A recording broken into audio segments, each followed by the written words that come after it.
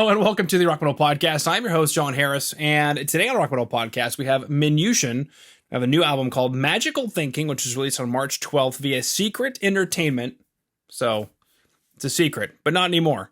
And right now, I'm being joined by Antti and Jesper to share some more information about this release and what the band has got going on. So, Antti, Jesper, thank you so much for coming on to the show today.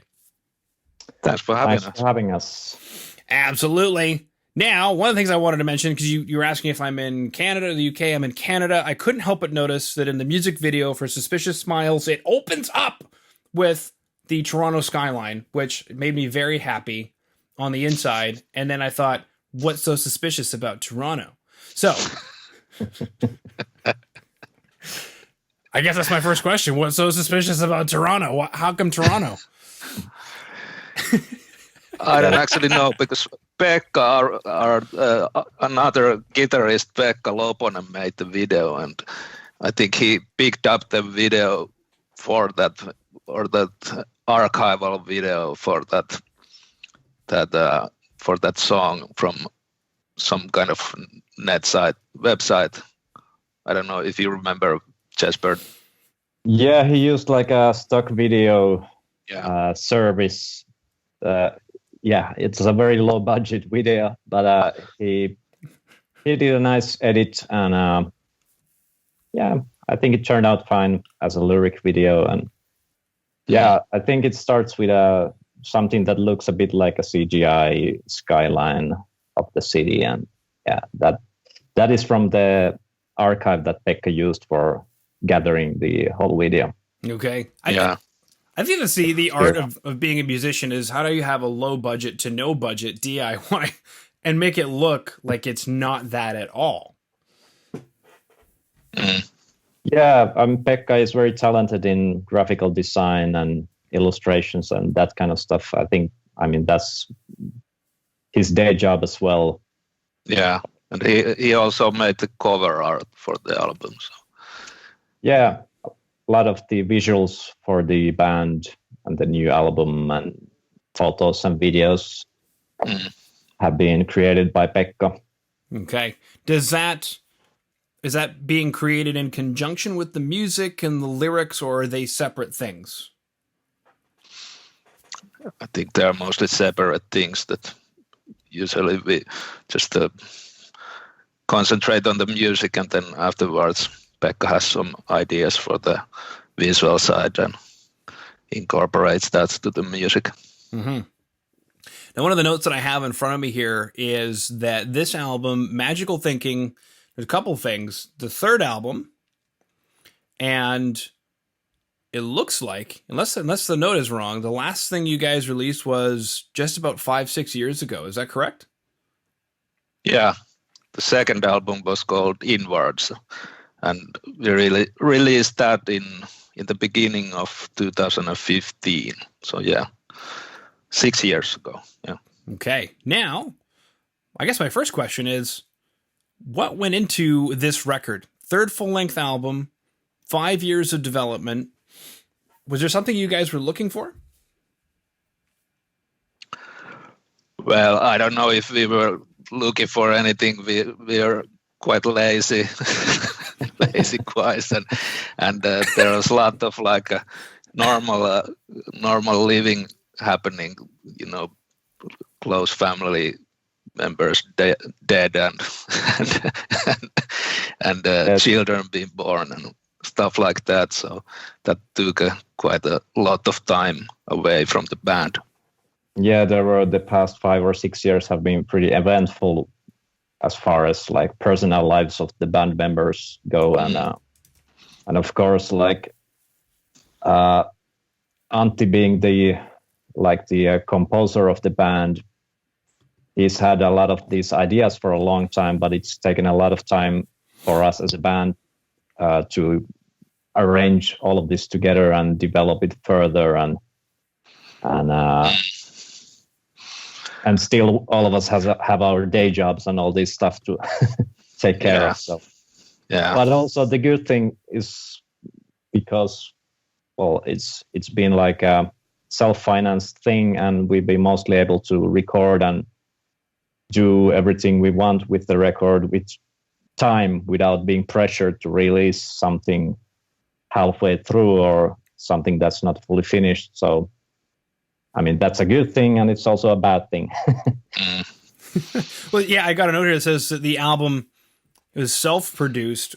Was that like a shared responsibility amongst the band, or did somebody in the band take on more of the role of producer? Well, I think the musical side of the production, I think it's because I'm the composer. I think I have more input on the music, maybe on the like the basic music. But then when we arrange the songs, then the whole band is coming together with the songs and takes more hold the whole band. Yeah, and also when we write the lyrics, it's more like a shared duty, and everyone comes up with some ideas, and then we see which ideas work best for each song, and then when the music and the lyrics are ready, then we take most of the recording stuff, the technical aspects of it, and well, the actual recording as well, we can do ourselves. So outside help has been mostly mixing and mastering, and and with the promotion and publication of the album. Mm-hmm. So no studio time. You guys did it at home? Basically at home, yeah. We recorded the drums at this one great studio here in Helsinki, but the rest, I think, most of the rest we recorded at home. Vocals we did at the studio also. Yeah. It seems like a couple very important things to want to nail down, because everything else, like guitars, you could do DIs, keyboards will probably be direct anyway, right? So all those sorts of things. Exactly. Yeah. Cool. Now it looks like, speaking of mixing and mastering, Mikko Herron. Did I say that right? Yeah. Okay. Not exactly a lightweight. It's kind of an important dude. Yeah. He has a long history in hard rock and rock music in general in Finland, and he's produced a lot of good stuff, and also he's obviously been a great musician himself, in having played in many bands. And I think to like the general population of Finland, he became sort of known when he took part in the Voice of Finland contest for Finland. Yeah. And he got pretty far in that contest. Cool. Yeah. How did he get involved? Did you guys know him already, or did you seek him out, or how did that work? Well, we didn't really know him beforehand, but he had done quite some records with friends of ours, like The Chant, this one Finnish band, and I think, I don't remember anything else, but The Chant, he did this record with them, and our guitarist Pekka, he used to play in The Chant, so we knew him from that. Yeah, we have common friends with Herronen, so it was easy for us to contact him, and we knew that, or we had heard that he's a great professional to work with. So, and he did not let you guys down, it sounds like.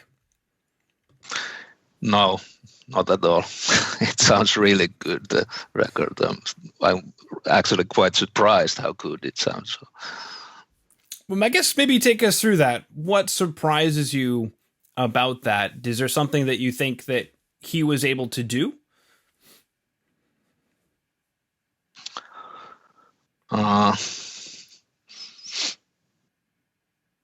Hard to say.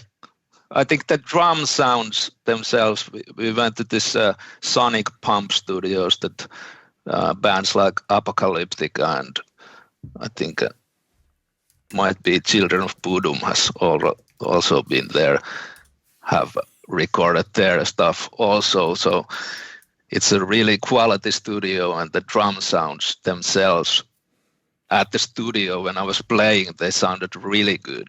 So that gave me a lot of confidence for the whole process that at least the drums will sound good. So it's easier to lay things on top of that because the groundwork is laid perfectly. The foundation. Yeah, the foundation has to be very solid with the drums in this kind of music. So it's everything else is much less painful when the drums work, and then you can lay the bass and guitars and the vocals and that kind of stuff. And I think Herron and for us was very good to work with, particularly because he has a good idea of how things should sound like drum wise, guitar wise, lyrics. So he has his style of mixing and choosing sounds and all this kind of stuff is very much in line with ours. Mm. Yeah, and it's like the communication with him is really easy to we're on the same page. Yeah. Okay. Now, Jesper, when it comes to your guitar, do you know if did you record with a real amp? Did you record DIs? Did you have Mikko reamp? How did that work? Well, we've done on the previous records. We've done the traditional way, miking the speaker cabinets and playing good quality guitar amps, and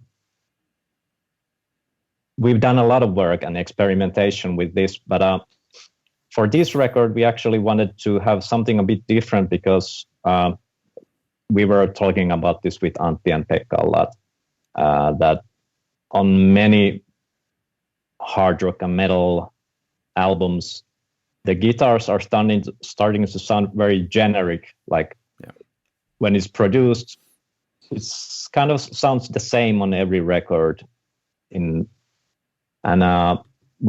wanted to take a more individual approach, so we used like a Fender Stratocaster to get a nice twang sound in the rhythm guitars, and we ended up actually using this Headrush amp modeler and recording directly with it to the digital audio workstation. So there was not an actual amp cabinet being used. Mm-hmm. So that turned out really good, and actually also Herron was pretty surprised at how we were able to pull it off, and yeah. And I think the choice that we used just the Stratocaster for the rhythm guitars, that was a good choice because it's more like a hard rock feeling than a traditional metal guitar. Mm-hmm. Yeah, and especially I don't think a lot of guitar players know this, but single coils and really low tuned guitars have a bit of a cleaner sound actually than humbuckers. It's kind of interesting. So I don't know how low you guys tuned or anything, but if you watch footage from the Black Album when Metallica was recording and they were doing riffs for Sad But True, which is not that low, it's in D, they were doing a lot of guitars on like Dan Electro single coil, like lipstick tube, or lipstick pickup guitars. Okay. Because of just the way it sounds. And it's hard to describe the way a single coil, if it was a single coil anyway, that you guys were using. It was a single coil. Yeah, there's the way it sounds on certain riffs, especially if it's detuned, that just, I don't know, it has a bit more grit and clarity to it. It's just kind of funny. But I'm looking at this. Go ahead. Works in many cases. It works really nice. So obviously, if you add too much distortion and completely ruin the original sound of the guitar, then it doesn't really matter that much. But when you want a very clean, punchy rhythm guitar tone, it works really well. Mm-hmm. I'm looking at this studio. This place is nice. I can't imagine how expensive this place is. A lot of lunch money obviously went into. Did you guys do the sauna at all? They have a sauna. Did you record in the sauna at all? No, we didn't have the time, but I think Herron visited there just for one day, and the first thing he did was go to the sauna. So one of us went to the sauna, but none of us from the band actually. And I'm looking at the live room. Is this where you recorded the drums and the vocals in this giant 70 square meter live room or whatever it is? Yeah, that's where we recorded the drums. But we actually recorded the vocals at Herron has his own studio nearby also. So we loaned his studio and just we were there just Yeah, it's basically like a control room where he does his mixing and that kind of stuff. So we were recording the vocals in the control room, and but the drums were recorded at Sonic Pump, so in the big room and with a great selection of microphones and converters and whatnot, and it looks like they have a nice 5.1 setup. Yeah. As well. I think it's like one of the best studios in Helsinki for this kind of music, at least. It looks like it. Again, I can't imagine how much this place costs. I mean, wow. Okay. Well, that's just getting lost in minutia there. Take us through this album, Magical Thinking. Is there a theme? Because we got a track called Suspicious Smiles. We have a track called Magical Thinking. Magical thinking could lead to suspicious smiles, or the other way around. What is this record about? Does it have a theme lyrically? I don't think it has like any kind of story theme, but I think the overarching theme of the whole thing is more or less like anxiety and dealing with anxiety and everything that goes around that. Okay. That's one of the things I have a note here. It explores anxiety in all of its manifestations. So I guess my follow-up question is, are we talking about healthy anxiety, like that leads to resolving something or productivity, or are we talking about unhealthy anxiety that leads to just spiraling out of control? There is probably a bit of both. Yeah, a bit of both, yeah. Yeah, I think it's more or less deals with our anxiety as a band. just like the anxiety towards everything that is happening around the world, just like the corona and everything. I was going to say, I think you guys need more anxiety. It took 6 years, but could be a lack of anxiety. Would the album have come out sooner if it wasn't for coronavirus? How has coronavirus affected this whole thing? I don't think it mattered at all, because we finished the album just before the coronavirus hit big. So the mixing and mastering was done last summer. So we were recording the vocals when the corona stuff started happening. So we were like finishing up the last sections for the album. I mean, the vocals. So that was just a year ago, actually. We started recording the last parts, which were vocals. And then Herron started mixing in, I think it was May. Last May. Okay. So the record was scheduled to be released in 2021 regardless. Yeah. Okay. Yeah. Cool.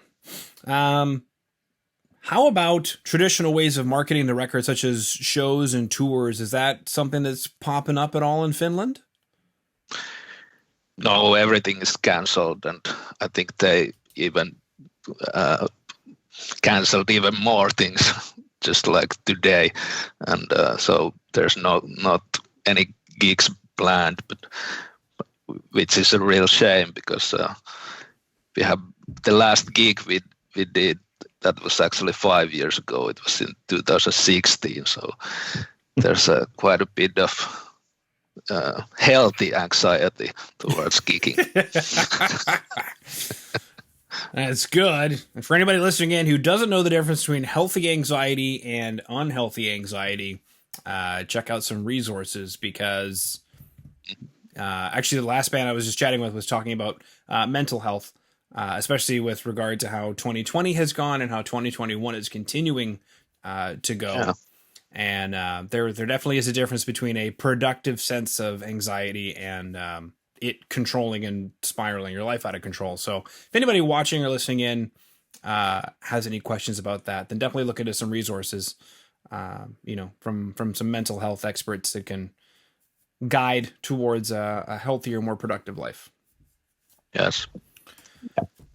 Beautiful. Okay. Well, boys, we have chatted about the album, the recording, the sauna at the studio that you guys recorded at, which my mind is blown right now. Is that like a real Finnish thing? Like you got to have a sauna in there? Like, Yeah, I think we have sauna in everywhere. So Yeah. I was just thinking, like, you can go dunk yourself in the river, like when it's, really cold outside, and then go back in, go into the sauna, do that whole thing. Is that a thing in Finland? Like they do in Russia with the bathhouses? Yeah, if you have an apartment where you have a sauna and you have a backyard or something where you can go deep in the snow, then people do it. yeah, you do it. That's fantastic. That is magical thinking right there.